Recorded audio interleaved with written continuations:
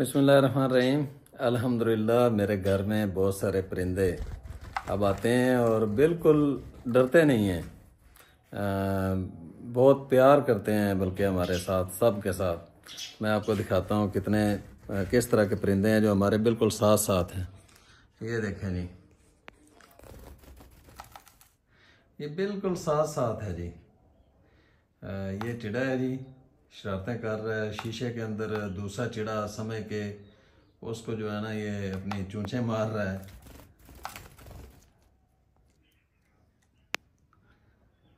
बड़ा ही ये मतलब भला लगता है जब परिंदे आपके बिल्कुल साथ साथ हों और वो ऐसे मानूस हो जाएं और वो समझ जाएं कि ये हमें नुकसान नहीं पहुंचाएंगे।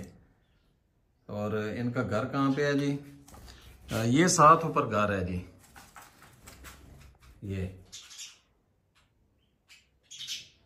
और इसकी जो चिड़िया है वो देखें जी, वो वहाँ पर बैठी है, वो भी शीशा देख रही है।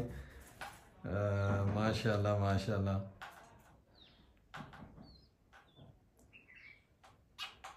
और खाली ये चिड़िया और चिड़े ही नहीं हैं, बल्कि हमारे घर की जो रौनक है वो ये बुलबुल का एक जोड़ा भी है। ये देखें माशाल्लाह।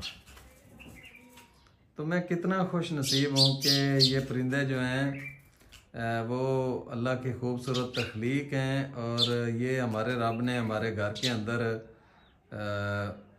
इस घर को अपना घर समझते हुए यहाँ पर रहते हैं।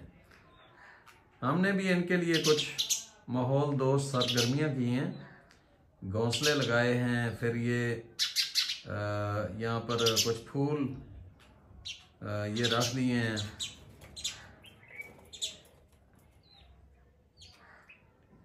ताकि ये इनको एक पूरा माहौल मिल सके। ये फूल देखें जी, आजकल माशाल्लाह बहुत ज़्यादा खूबसूरत लग रहे हैं। ये देखें जी माशाल्लाह, परिंदा ये जोड़ा आराम कर रहा है जी माशाल्लाह। तो क्या आपके घर के अंदर भी कुछ पौधे हैं इस तरह के कि जिनकी वजह से ये परिंदे आपके घर को अपना घर समझें?